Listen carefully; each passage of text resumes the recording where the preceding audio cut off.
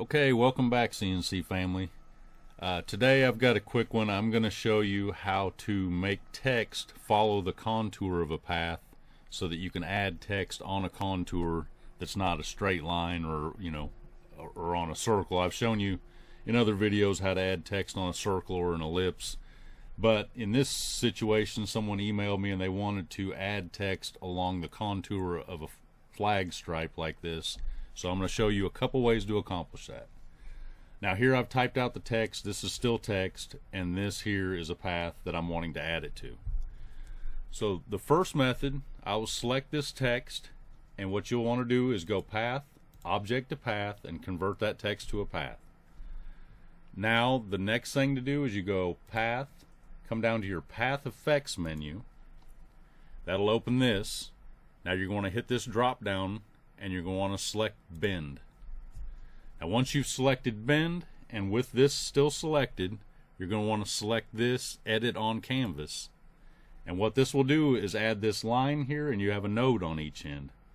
Now what you're able to do is use this, and you can click and drag and shape this font however you want. So you can move the end nodes up and down, you can grab these handles and manipulate this, and you're basically going to adjust this text path to match the contour of your stripe there. Once you have it where you want it, the final step that you're going to have to do, because this is a path, but it's a path with a path effect applied, so it's not a path you can actually work with as a final product.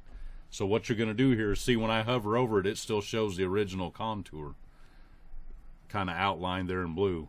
What you're going to want to do when you get it to where you want it, then you come to your selection tool, select it once again, and go path, object to path one more time. That applied the path effect, and now this is just a path. Now what you can do is hold shift, select your main path, path, union, and you're done. That method is the easiest method. The only thing I don't like about it is sometimes, depending on the contour you're trying to match, it will distort your font a little too much, and that's why I don't prefer to use this method, but it is a quick, easy way to do it. Okay, now I'm going to hit Control Z, and I'm going to go back and get this text back to actual text right there. Okay, now I've went back. This is text again. Now here's the other way you can accomplish this. This is the way I usually do it. It's a little more tedious, but I prefer it because it will not distort your font, and you can make adjustments as you go. So what I do is I go to my Bezier tool, select that. I'm going to turn my snapping on for a minute. I'm going to click here, and then I'll drop a node here, and I'll drop a node here. Depending on the path, you may have to add a few more nodes, but that's the way I'm going to do this one. Now I'm going to come up here to my node tool, and I'm going to take this line. I'm going to turn my snapping off. I'll start selecting this line, and I'll adjust this line to match the curvature of that flag stripe as closely as possible. It'd be hard to get it perfect, but I'm going to get it as closely as possible. Like that. That should work pretty well. Might be a little off there. Okay, now that I've adjusted that line, what you're going to do is select the text, hold shift, and select that Bezier line you just drew. Now go to text, put on path. And you see what that does is apply that text to the curvature of that path. It's going to follow that path. Now the only problem here, I don't want this all the way over at the edge. I'd like it a little more centered up. So what you do then is go back to your node tool, select your line, and then you can double click anywhere on this line and add a node. Then I'm going to highlight the first node, hit backspace on the keyboard. That'll delete that, and that'll move that text up that curve. And you might have to do that a couple times. Here I'd like it to still go over a little more. So you can just keep adding nodes and walking that over by deleting the original node until you get it about where you want it. Now, The nice part doing it this way is I still have some editing ability. I'm going to walk that over a hair more.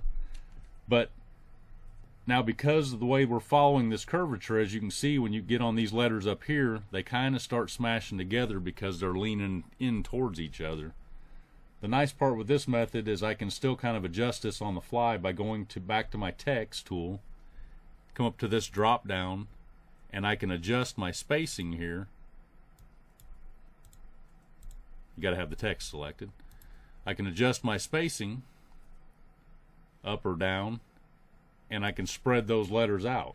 So that's the nice part there. The downside is, you know, like I say, because this is a little more tedious, now that I've spread those out a little more where I like them, I can see I'm going to have to walk that back the other way. The only way to do that will be go Control Z. I'll have to go back, Control Z a few times, and then I could go back into my text editor, and now I could spread those back out and probably be a little more centered up. So that's why I prefer to do it this way. But the path effects bend method is definitely the quickest. This one's going to be a little easier for editing as you go, and it's not going to distort your font at all. So you can pick whichever method works best for you. This is the one I like, but the bend method is fast and easy. Once you've got this text where you want it, and you've adjusted your spacing, done whatever, walked it in position, the final step here is going to be go to Path, Object to Path, convert that text to a path. Then you'll select that Bezier line you drew because you won't need it anymore. Delete that. And then once again you can select that path, select your main path, Path, Union, and you've put that text successfully on that curve and match that curve. So that's two ways you can accomplish this. Neither one's right nor wrong. It's just a matter of which one you prefer. But I hope that helps some people out. Thanks for watching. Don't forget to like and subscribe.